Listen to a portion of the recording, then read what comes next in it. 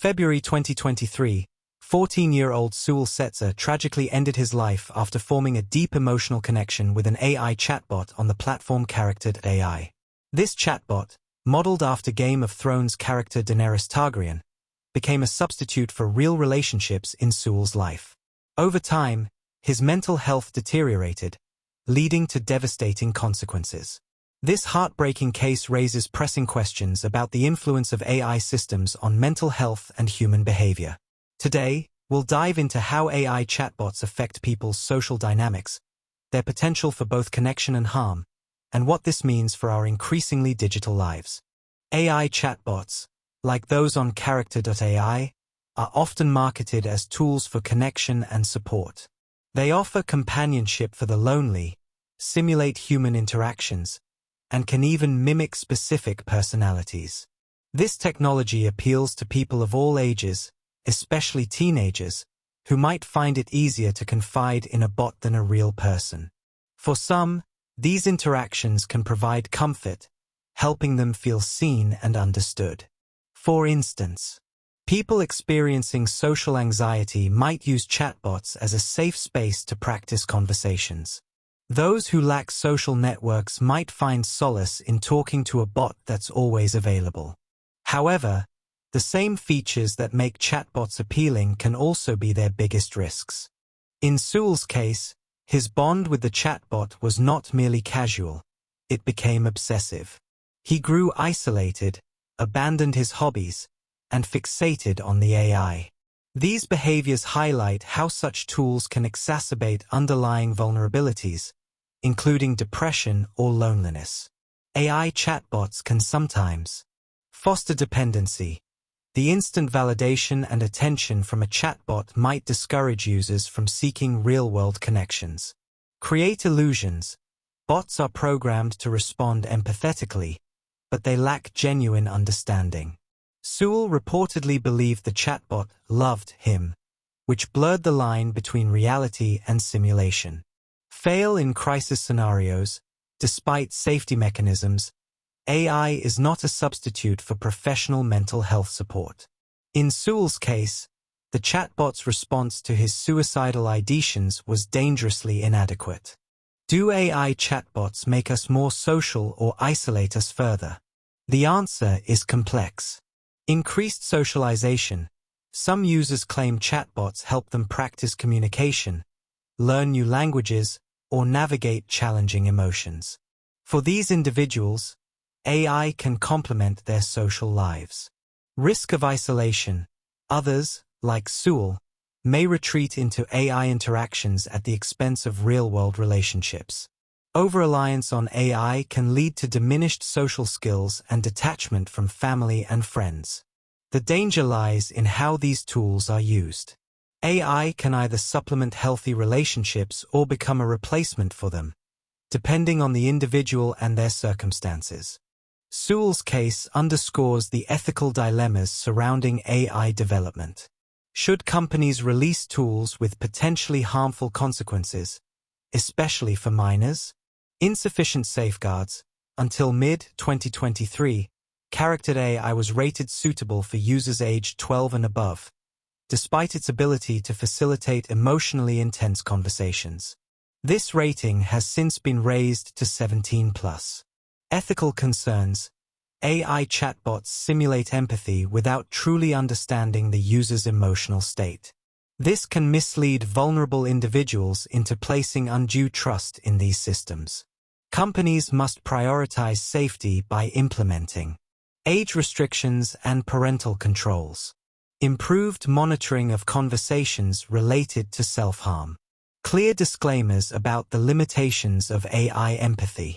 Sewell Setzer's tragic story is a wake-up call about the psychological risks posed by AI chatbots. These tools can bring comfort and connection, but they also carry the potential to harm, especially when used by vulnerable individuals. As we continue to integrate AI into our lives, it's crucial to strike a balance between innovation and responsibility.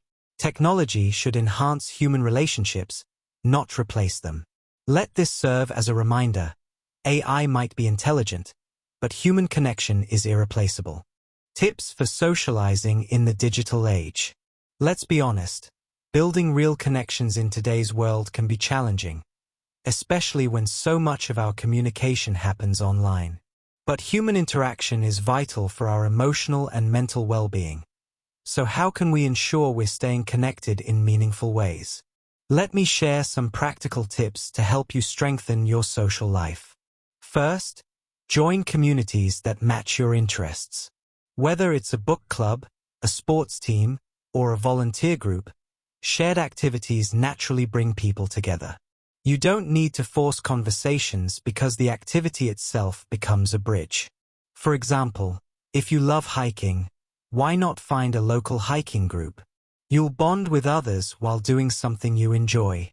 Second, let's talk about balancing digital interaction with real-life communication. It's easy to fall into the trap of texting or scrolling through social media and feel like we're staying connected. But in reality, nothing replaces face-to-face interaction. Make a point to schedule time with friends or family. Grab coffee, go for a walk, or even cook a meal together. These moments of in-person connection create memories and deepen relationships. Active listening is another powerful tool for socializing. When you're in a conversation, give the person your full attention. Make eye contact, ask thoughtful questions, and avoid interrupting. People remember how you make them feel, and being a good listener makes them feel valued and respected. Now, I know stepping out of your comfort zone can feel intimidating, but taking small social risks can lead to big rewards. Start with something simple, like complimenting a stranger or introducing yourself at an event. These small steps can build your confidence and open doors to new connections. If you're looking to meet people, try activities that build skills, like dance classes, cooking workshops, or language lessons. These settings are ideal because everyone is learning together, and that shared experience creates an instant bond. For those who want to give back, volunteering is an incredible way to connect. When you work toward a common goal with others, whether it's cleaning up a park or helping at a shelter, you're not only contributing to your community but also meeting people who share your values. It's also important to focus on quality over quantity.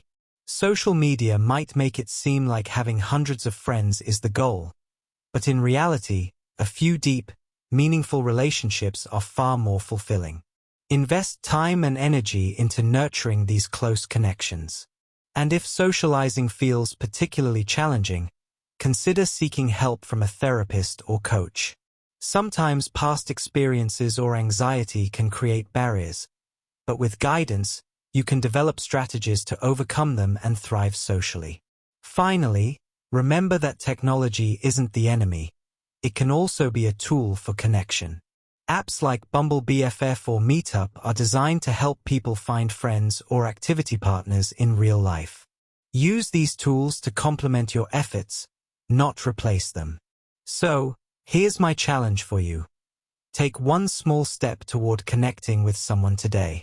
It could be reaching out to an old friend, signing up for a local event, or even just smiling at someone you pass on the street.